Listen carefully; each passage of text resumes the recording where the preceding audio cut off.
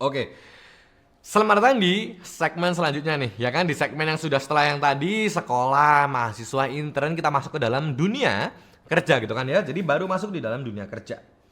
Nah, ini aku udah tulis teman-teman ya, ada pembagiannya langsung.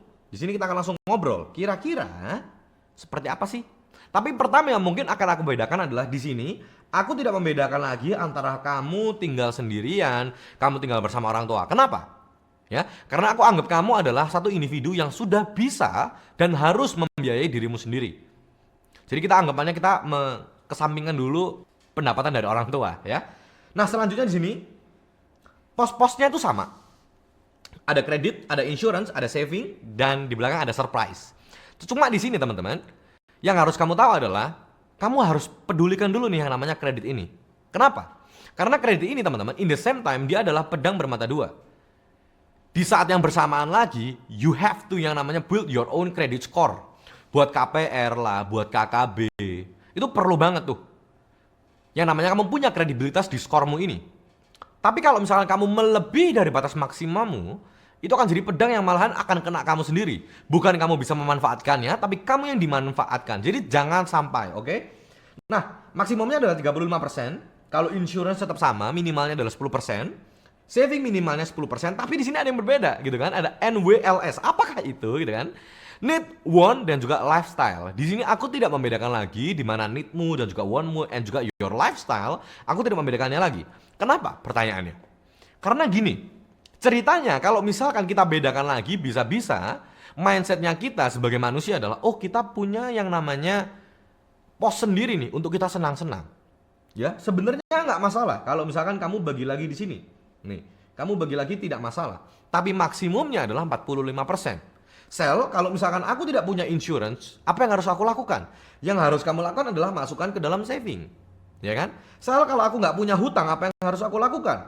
Ya kalau kamu tidak punya hutang, tidak berarti bahwa kamu bisa mengalokasikannya ke dalam need want savingmu ini.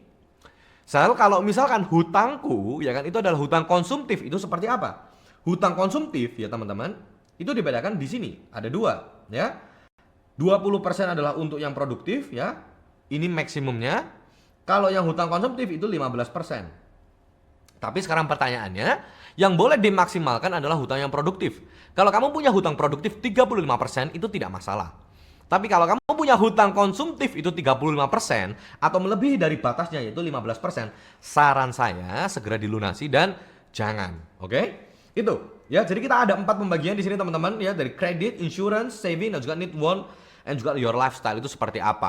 Nah, tapi sekarang pertanyaannya gini, Sel, gimana caraku mengalokasikan aset yang sesuai gitu kan? Di sini aku tidak akan bahas dulu, mohon maaf ya kan. Tapi di sini kita akan konsisten dulu dengan yang namanya budgeting ini.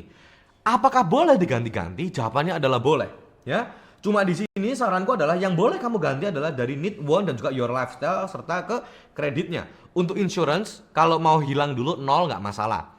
Tapi kalau bisa, ya kita mulai pelan-pelan yang namanya membudgeting gitu loh. Jadi meskipun kita tidak pakai teman-teman, meskipun kita belum pakai, kita mulai harus sisihkan dulu. Kenapa? Supaya kamu nggak kaget. Ketika nanti kamu masuk dalam tempat kerja nih, kamu dapat yang namanya asuransi kantor. Bagus nggak? Oh bagus sekali. Tapi asuransi kantor itu akan ada di badan kamu kalau misalkan kamu kerja di sana. Kalau kamu sudah tidak kerja di sana ya asuransi kantornya sudah hilang. Tapi kalau kamu kena resiko dulu di dalam kantor itu, ya mungkin bisa dilanjutkan. Tapi insurance selanjutnya tidak akan menerima kamu dengan resiko yang sudah terjadi. Jadi saranku adalah mulai disisihkan terlebih dahulu. Bagi kamu yang masih bingung, ada modul asuransi 101, kamu juga bisa konsultasi ya kan di TU Hotline. Kita bisa ngobrol di sana lebih lanjut lagi. Kita akan lanjut nih buat kamu ya kan sekarang ke dalam yang sudah punya tanggungan. Oke, di video selanjutnya kita next dulu.